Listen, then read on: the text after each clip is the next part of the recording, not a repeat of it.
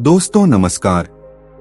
यह कथा त्रेतायुग से जुड़ी है, जब भगवान राम ने रावण का वध करके माता सीता को मुक्त किया था। यह कथा हनुमान जी और उनकी शक्ति, भक्ति और सेवा के प्रति समर्पण को दर्शाती है।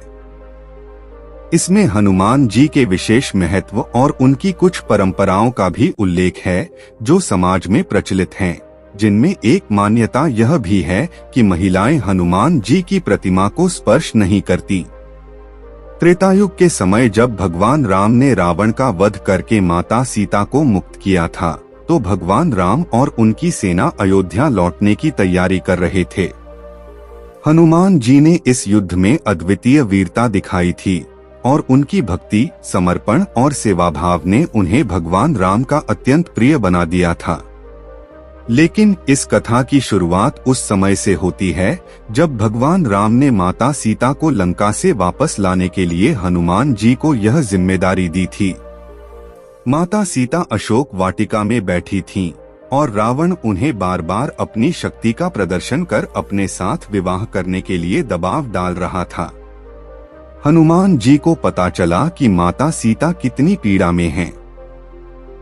हनुमान जी ने लंका में प्रवेश किया और माता सीता तक पहुँचे। वे भगवान राम का संदेश लेकर आए थे और उन्हें राम का अंगूठी भी दी थी। सीता जी ने हनुमान जी को देखकर बड़ी प्रसन्नता महसूस की और कहा कि वे भगवान राम के प्रति अपना प्रेम कभी नहीं छोड़ेंगी। इस दौरान हनुमान जी ने माता सीता से आज्ञा मांगी कि वे रावण और उसकी सेना को नष्ट कर दें। परंतु माता सीता ने कहा कि भगवान राम ही इस युद्ध के नायक होंगे और उन्होंने हनुमान जी को युद्ध में सीधे हस्तक्षेप करने से रोका। जब रावण का वध हुआ और युद्ध समाप्त हुआ, तब अयोध्या वापस लौटने की तैयारी चल रही थी। हनुमान जी की सेवा और वीरता से प्रभावित होकर माता सीता ने उन्हें आशीर्वाद दिया और कहा, तुम सदा जीवित रहोगे और तुम्हारी भक्ति और शक्ति कभी कम नहीं होगी। लेकिन तुम्हारे साथ एक नियम भी रहेगा, कोई भी स्त्री तुम्हारी प्रतिमा को स्पर्श नहीं करेगी, ताकि तुम अपने ब्रह्मचर्य व्रत को निर्विघ्न रख सको।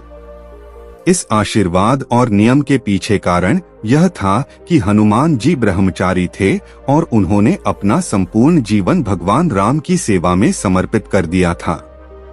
वे नारी के प्रति अत्यधिक आदर रखते थे और इसलिए उन्होंने ब्रह्मचर्य का पालन किया था।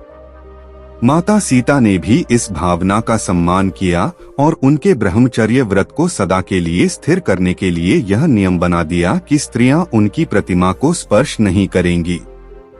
समय के साथ यह परंपरा लोकमानस में गहराई से जुड़ गई और आज भी हनुमान जी की पूजा में यह प्रथा देखी जाती है कि महिलाएं उनकी प्रतिमा को स्पर्श नहीं करती।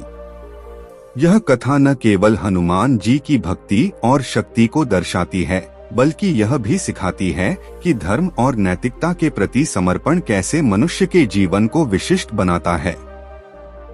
यह कथा हनुमान जी की निष्ठा, शुद्धता और सेवाभाव की महत्ता को दर्शाती है और यही कारण है कि उन्हें बजरंगबली कहा जाता है, जिसका अर्थ होता है वह जो व्रत, संकल्प और बल से अडिग हैं।